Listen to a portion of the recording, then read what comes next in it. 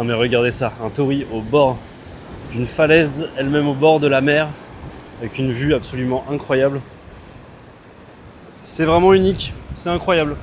Je trouve ça vraiment très beau. Malgré le fait qu'il n'y ait pas de ciel bleu, hein, d'ailleurs, ça reste absolument incroyable.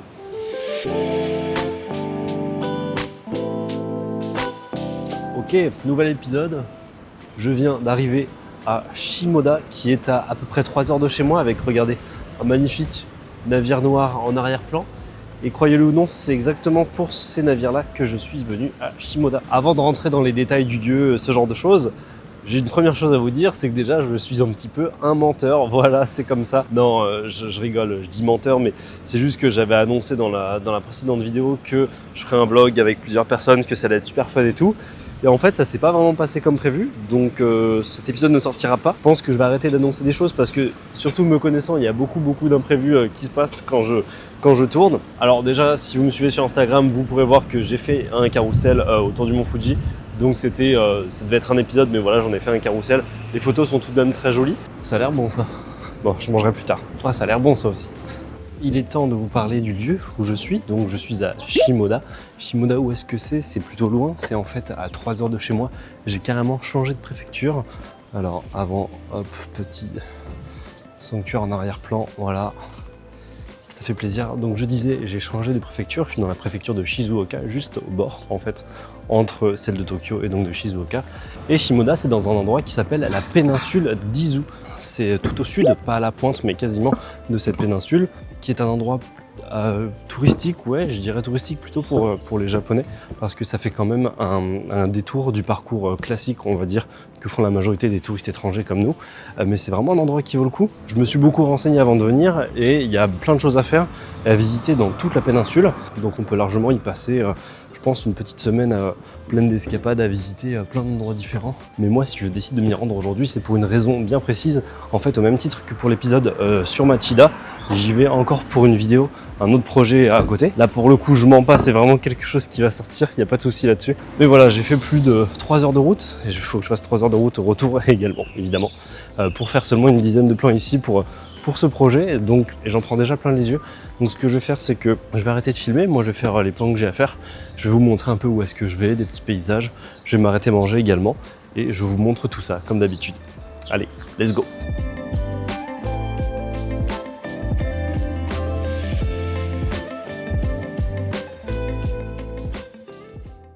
Je viens de voir qu'il y a un festival qui commence demain jusqu'au 17, du 15 au 17, et c'est un festival qui a pour thème justement ce pourquoi je suis ici en fait. Donc je sais pas encore ce que je vais faire, mais je pense que je vais dormir là ce soir. Je ne sais pas où, je ne sais pas comment, on verra bien, mais j'ai vraiment pas envie de louper ça.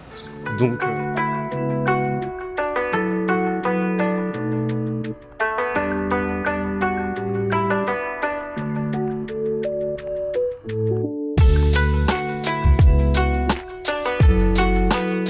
cette raison pour laquelle j'ai voulu venir ici et cet événement qui est lié. Il s'agit en fait d'un événement historique qui a eu lieu ici, ou en tout cas aux alentours de Shimoda dans les années 1850, particulièrement en 1853. Donc je vous remets un petit peu dans le contexte, c'était une époque où le Japon était encore un pays fermé. Voilà. Il y avait le régime du shogunat à l'époque, donc c'est ce régime-là qui a enfermé le Japon, en tout cas a vraiment limité les sorties et les entrées dans le pays. Et en 1853, il y a donc le commodore américain Matthew Perry qui arrivait au large des côtes de Shimoda avec des navires. Les navires servaient à dissuader le Japon de se défendre et de refuser l'accord qu'il proposait. Et qu'est-ce qu'il proposait? Eh bien, il proposait tout simplement que le Japon ouvre ses ports pour commercer avec lui. Et quelques années plus tard, un traité a été écrit pour ouvrir certains ports japonais, dont le port de Shimoda. Et depuis, Shimoda a énormément changé et évolué comme la majorité du Japon. Je vous ai fait la version courte, évidemment, parce que c'est une histoire bien plus complexe que ça et très intéressante. Ce n'est pas cet événement-là qui a fait que le Japon s'est ouvert au monde entier ensuite et est passé à l'ère Meiji suite à l'ère Edo. Et un point important de cet événement, ce sont les navires que le commodore Perry a amenés sur les côtes de Shimoda. C'était des navires de couleur noire, et donc les Japonais les ont appelés les Kurofune, littéralement navires noirs. Et depuis, c'est un peu la marque de fabrique de Shimoda. C'est-à-dire que, par exemple, il y a un train qui s'appelle le Black Sheep Train, je crois, que j'ai vu passer en venant ici justement. Et il y a aussi un festival qui aura lieu donc demain jusqu'à après-demain, qui célébrera, je ne sais pas comment on peut célébrer une invasion. Justement, je vous dirai ça demain, qui met en avant donc ces navires noirs, en plus de celui qu'il y a par exemple à l'entrée de la gare.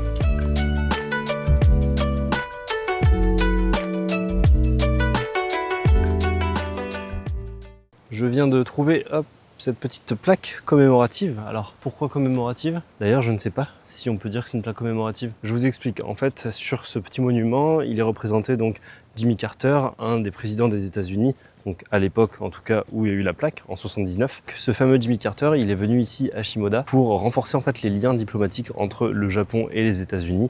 Surtout voilà, en 79 c'est après la Seconde Guerre mondiale. J'imagine qu'il y a un petit rapport quand même. Et donc Shimoda, comme je l'expliquais juste avant, était un peu la ville parfaite pour ça. Et où est-ce que je me trouve? Eh bien, je suis au parc Shimoda, qui est au sud de la ville, juste à côté de la mer. Et il n'y a évidemment personne. Alors c'est logique, on est un mercredi, en pleine semaine, c'est pas du tout les vacances. Tout le monde travaille et puis les touristes, je sais pas pourquoi ils ne viennent pas ici. C'est peut-être un endroit moins accessible que le reste voilà, du parcours classique qu'il y a au Japon. Il faut quand même se taper 3 heures de train pour venir ici. Mais justement, l'avantage, c'est qu'il n'y a personne. Et je sais pas si c'est comme ça dans toute la péninsule d'Izu, mais si c'est le cas, ça fait vraiment une visite très sympa.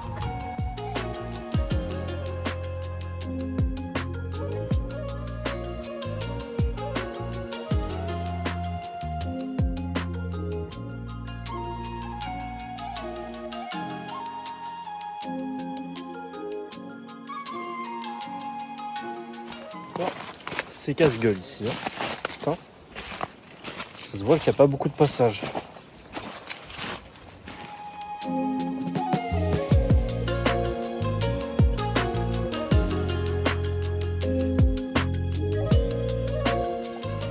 Je tombe nez à nez sur un joli sanctuaire, juste ici. Et c'est ce que je vous disais dans les vidéos précédentes. Désolé là pour le bruit du vent. Mais ce que je vous disais, c'est que justement, moi je préfère tomber sur des petits sanctuaires comme ça, un petit peu cachés, qui sont un peu pas usés, mais vous voyez là le bois il était un peu dépeint, etc. J'ai trouvé ça sympathique. Ça a une âme quoi. Et juste derrière moi se trouve une statue ainsi qu'une plaque commémorative pour le personnage de j'ai oublié son prénom. Renjo Shimoka, voilà, il s'appelle Renjo Shimoka. Je suis allé retourner voir. Donc c'est l'un des pionniers de la photographie au Japon puisqu'il a profité de l'ouverture justement du pays pour aller apprendre la photographie à l'étranger. Et puis quand il est revenu, il est allé à Yokohama, là où j'habite évidemment, pour en apprendre plus sur la photographie et commencer à développer ses propres clichés et ensuite apprendre justement la photographie à d'autres élèves. Après être sorti du parc dont la sortie est juste quelque part par là, d'ailleurs c'était un parc plutôt très sympathique, il y avait beaucoup de points de vue justement sur les hauteurs de Shimoda, c'était très intéressant. Je suis aussi passé par un chemin où il y avait des statues de femmes nues, très bien, écoutez, si je peux me rincer l'œil gratuitement, moi ça me va. Et ensuite je me suis arrêté à un restaurant pour recharger mes batteries évidemment parce que là il est bientôt 14h je crois, et je suis allé manger des onigiri au restaurant Omusubi. Je suis tombé dessus par hasard, je n'en avais pas entendu parler. Et que dire sur ce petit restaurant? À part que c'était calme, c'était bon, je me suis bien ressourcé, ça fait du bien. Disons qu'il est dans l'ambiance de Shimoda quoi. Et je me trouve désormais devant la Perry Road, qui est une rue très calme, très jolie, qu'aurait apparemment emprunté le Commodore Perry en arrivant ici. Donc je ne sais pas si c'est vrai, mais en tout cas c'est très joli, donc je vous montre ça. Et je me balade encore et toujours dans Shimoda. C'est vraiment charmant. J'aime beaucoup cette ville.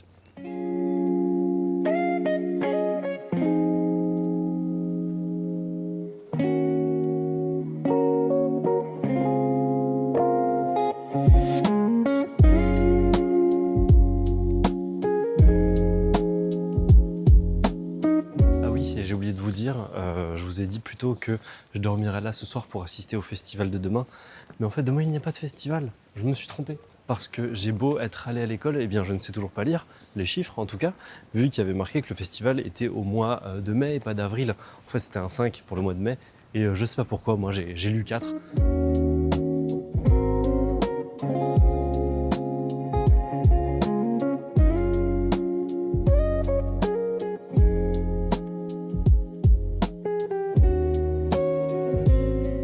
la Perry Road se trouve, j'ai pas réussi, non, voilà, ici, un sanctuaire. Et ce sanctuaire a quelque chose de un peu plus particulier que les autres, puisqu'il a accueilli Mathieu Perry ainsi qu'un ambassadeur du shogun de l'époque pour conclure des accords, ou en tout cas un traité de paix et d'amicalité entre le Japon et les États-Unis. Et juste derrière moi se trouve le MOBS Museum of Black Sheep, qui, comme son nom l'indique, est un musée en fait, qui met en lumière et qui raconte tout ce que je viens de vous raconter, tout simplement. Mon micro a à nouveau de la batterie, et heureusement parce qu'il y a du vent, donc normalement vous m'entendez nickel malgré le vent. Ce que je fais là, c'est que je continue de marcher dans les petites rues calmes de Shimoda, entre ces façades rouillées par le sel et l'air marin, et entre rien d'autre en fait. Donc là je me dirige vers un café que j'ai repéré, je vais aller me ressourcer un petit peu et surtout programmer le reste de ma journée. Là il est bientôt 15h30, sachant que j'ai 3 heures pour rentrer. Je me suis mis en heure maximum autour de 17h. Donc ça me fait encore tout de même 2 bonnes heures pour profiter de l'endroit. Mais par contre, à part ce que je viens de faire, en fait, j'avais rien prévu d'autre. Donc c'est pour ça que je veux me poser. Je sais qu'il y a pas mal de randonnées dans le coin. Après, est-ce que j'ai le temps de faire une randonnée? Je ne crois pas. Mais en fait, Shimoda, ce qui est bien, c'est que c'est entouré de montagnes. Il y a 2 ou 3 montagnes comme ça qui sont juste à l'entrée en fait de la ville et autour. Donc ça fait des jolies promenades. Ça permet d'avoir une vue panoramique ensuite sur la ville. Mais bon, je vais voir si j'ai le temps. Je vais me renseigner. Je le répète beaucoup dans ma vidéo quand je suis au bord de la mer ou qu'il y a un ciel bleu. Je dis que c'est comme chez moi. Donc je pense que la majorité des gens qui me regardent pour l'instant, en tout cas, me connaissent et savent que je viens du sud de la France. Mais au cas où il y en a qui ne savent pas, je viens donc du sud-est de la France, le bord de mer, et forcément, là j'ai un air marin, je vois la mer, la nature juste à côté, donc ça me fait vraiment du bien d'être ici. Cette odeur là de mer, en fait, tout simplement, je pense que je pourrais jamais m'en passer, et même plus tard, je pourrais pas vivre loin de la mer, c'est impossible, ça fait trop du bien.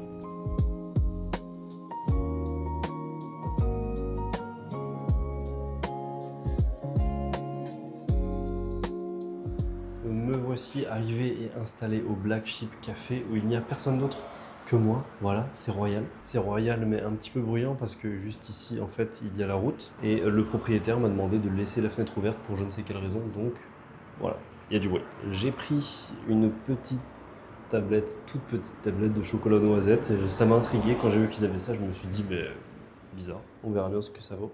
Je suis plus quelqu'un qui boit son café noir, ou en tout cas du café filtre, mais en fait ici, en tout cas dans ce café-là et dans beaucoup d'autres cafés, ils ont une torréfaction très forte. Et en fait en café filtre, je trouve pas ça très bon, ça passe beaucoup mieux en latte. Je voulais faire un plan sympa du latte art pour Instagram, mais trop tard, trop gourmand. Le verdict de la tablette de chocolat ainsi que du café, c'est plutôt bon, voilà. J'espère que vous apprécierez cette évaluation très détaillée. Non, sans rire, c'est juste bon dans le sens où ça fait ce à quoi je m'attendais, quoi. C'est un latte avec un goût typique de latte, pareil pour le chocolat noisette, quoi.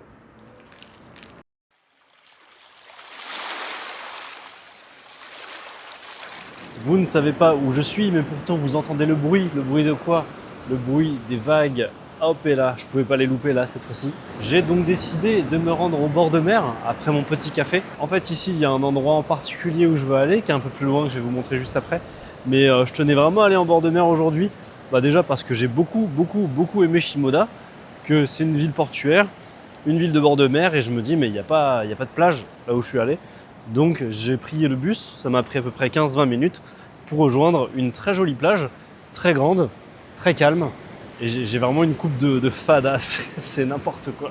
On peut voir que le temps a bien changé depuis ce matin, puisque il va pleuvoir en fait demain et après-demain. Finalement, je suis content aussi qu'il n'y ait pas le festival demain et après-demain, parce qu'en fait, je serais resté ce soir et j'aurais passé 2 jours, ou en tout cas une grosse journée sous la pluie, donc ça aurait été un petit peu dommage. Et voilà, le ciel se couvre, l'orage s'annonce, et moi je vais bientôt partir et retourner chez moi bien au chaud pour éviter cette grosse pluie. Et cette plage, comment elle s'appelle? Eh bien c'est la plage de Shirahama, qui est juste à l'est de Shimoda. Comme je vous l'ai dit, 15 petites minutes en transport. Mais j'ai vu aussi des gens en vélo pendant que je prenais le bus, et je me dis que oui, le vélo ça peut être une super solution pour se promener déjà autour de Shimoda, mais même dans toute la péninsule d'Izu.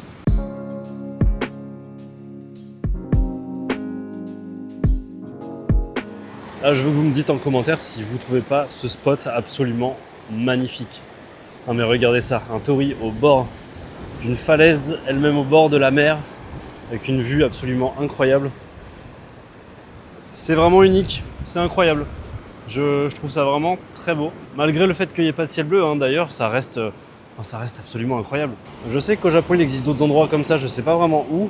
Mais bon, les torii au bord de l'eau, c'est quelque chose d'assez connu. Bon, notamment à Hakone, je crois qu'il y en a un assez joli, mais qui est justement très touristique, alors que lui, il n'y a absolument personne. Et j'allais dire que je suis en hors saison et tout, mais en fait, pas du tout, parce que je suis au mois d'avril. Les cerisiers, on est encore dans la période finalement. Ça va bientôt être la Golden Week, donc je suis vraiment agréablement surpris. Prochaine étape, là je vais traverser en fait la corde, je vais marcher dessus pour aller jusqu'à l'autre rive. Voilà, j'espère que vous êtes prêts. Je sais que je peux pas rester là indéfiniment et qu'il va bientôt falloir que je parte, mais j'ai vraiment pas envie. Là c'est incroyable quoi, la vue est magnifique encore une fois, et ce qui me fume absolument, mais c'est que je suis tout seul tout le long de cette plage là. C'est incroyable, vraiment génial.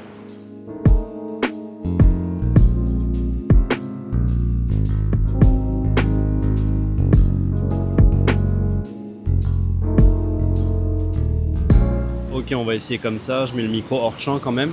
Il est l'heure de la conclusion. Déjà, je pense que ça va être une vidéo un petit peu plus courte que la dernière fois. De toute façon, je suis toujours entre, on va dire, 12, 13 et 20 minutes à peu près. Alors, vous l'aurez deviné, comme à l'épisode précédent, j'ai vraiment beaucoup apprécié ce lieu. C'est inattendu, vraiment. Je venais juste pour faire quelques plans, j'avais pas regardé la tête de là où j'allais en fait avant sur internet, et je suis carrément agréablement surpris quoi. Ce qui est sûr, c'est que je vais revenir. Peut-être pour le festival le mois prochain, je sais pas. Mais si je reviens, ce sera minimum pour 2-3 jours, je pense. Parce que, bon, déjà, Shimoda et les alentours, ça vaut vraiment le coup. Enfin, en tout cas, ça vaut le coup d'y rester plus longtemps qu'une seule journée. Mais surtout, toute la péninsule d'Izu, qui est quand même assez grande, hein, je pense qu'on peut facilement y passer 2 semaines entre les randonnées, les escapades, juste se reposer voilà, sur la plage, faire bronzer un petit peu et manger dans des bons restos et simplement prendre son temps. Il y a vraiment de quoi passer de très bons moments. Et en plus, j'ai vu qu'il y avait des onsen ici. Les onsen, pour ceux qui ne savent pas, c'est les sources chaudes japonaises, un peu style sauna, on va dire. Et je n'en ai encore jamais fait depuis que je suis ici, alors que c'est vraiment quelque chose qui me tente. Donc, ce sera peut-être l'occasion. J'en profite également pour vous dire qu'après cette vidéo, il n'y aura pas de vlog avant un petit moment, parce que je vais me mettre à fond sur le montage de justement ma prochaine grosse vidéo qui va sortir. J'ai vu que mes abonnés ont un petit peu augmenté là dernièrement, je suis à 157, youhou, c'est un petit peu plus, ça augmente de jour en jour. Et vous avez en fait, vous les 157 abonnés, toutes les infos en exclu sur mon prochain concept qui va évidemment me faire exploser et me faire passer à des milliers d'abonnés. Oui, non, je dis ça pour rigoler, enfin à moitié parce qu'évidemment j'espère que bien sûr, c'est un concept qui va marcher et qui va ramener du monde. Sur ce, je vais encore profiter du lieu, voilà, en éteignant la caméra. Je vais profiter tranquillement et puis ensuite je vais rentrer. Et je pense que je serai chez moi dans environ 4 heures, quelque chose comme ça, le temps de prendre le train. J'espère que cette vidéo vous aura plu. N'hésitez pas à vous abonner, comme d'habitude, à mettre un petit commentaire et un like. C'était tout pour aujourd'hui. Je vous fais un dernier plan avec la vue. Et moi, je vous dis à la prochaine. Ciao.